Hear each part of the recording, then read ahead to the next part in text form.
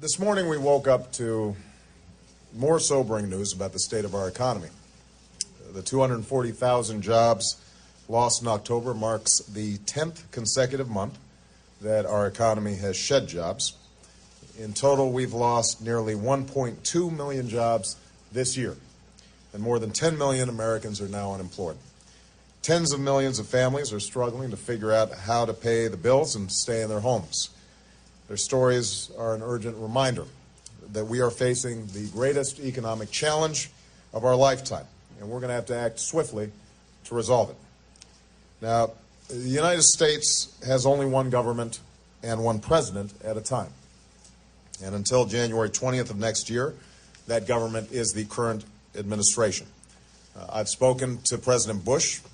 I appreciate his commitment to ensuring that his economic policy team keeps us fully informed as developments unfold. And I'm also thankful for his invitation to the White House. Immediately after I become president, I'm going to confront this economic crisis head on by taking all necessary steps to ease the credit crisis, help hardworking families, and restore growth and prosperity. This morning, I met with members of my Transition Economic Advisory Board, who are standing behind me alongside my Vice President-elect Joe Biden. They will help to guide the work of my transition team, working with Rahm Emanuel, my Chief of Staff, in developing a strong set of policies to respond to this crisis. We discussed in the earlier meeting several of the most immediate challenges facing our economy and key priorities on which to focus on in the days and weeks ahead. First of all, we need a rescue plan for the middle class that invests in immediate efforts to create jobs and provide relief to families that are watching their paychecks shrink and their life savings disappear. A particularly urgent priority is a further extension of unemployment insurance benefits for workers who cannot find work in the increasingly weak economy. A fiscal stimulus plan that will jumpstart economic growth is long overdue. I've talked about it throughout the last few months of the campaign. We should get it done. Second, we have to address the spreading impact of the financial crisis on the other sectors of our economy. Small businesses that are struggling to meet their payrolls and finance their holiday inventories, and state and municipal governments facing devastating budget cuts and tax increases. We must also remember that the financial crisis is increasingly global and requires a global response. The news coming out of the auto industry this week reminds us of the hardship it faces, hardship that goes far beyond individual auto companies to the countless suppliers, small businesses, and communities throughout our nation who depend on a vibrant American auto industry. The auto industry is the backbone of American manufacturing and a critical part of our attempt to reduce our dependence on foreign oil. I would like to see the administration do everything it can to accelerate the retooling assistance that Congress has already enacted.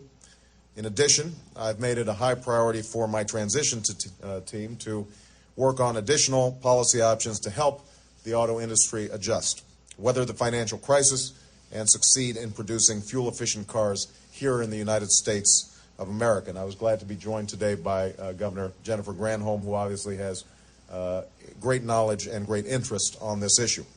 I've asked my team to explore what we can do under current law and whether additional legislation will be needed for this purpose.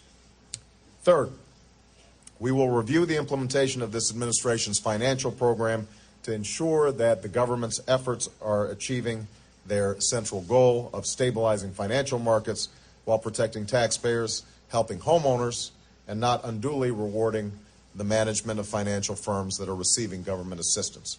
It is absolutely critical that the Treasury work closely with the FDIC, HUD, and other government agencies to use the substantial authority that they already have to help families avoid foreclosure and stay in their homes. Finally, as we monitor and address these immediate economic challenges, we will be moving forward in laying out a set of policies that will grow our middle class and strengthen our economy in the long term. We cannot afford to wait on moving forward on the key priorities that I identified during the campaign, including clean energy, healthcare, education, and tax relief for middle-class families. My transition team will be working on each of these priorities in the weeks ahead, and I intend to reconvene this advisory board to discuss the best ideas for responding to these immediate problems. Let me close by saying this. I do not underestimate the enormity of the task that lies ahead. We have taken some major action to date, and we will need further action during this transition and subsequent months. Some of the choices that we make are going to be difficult. And I have said before, and I will repeat again, it is not going to be quick, and it is not going to be easy for us to dig ourselves out of the hole that we are in. But America is a strong and resilient country, and I know we will succeed if we put aside partisanship and politics and work together as one nation. That's what I intend to do.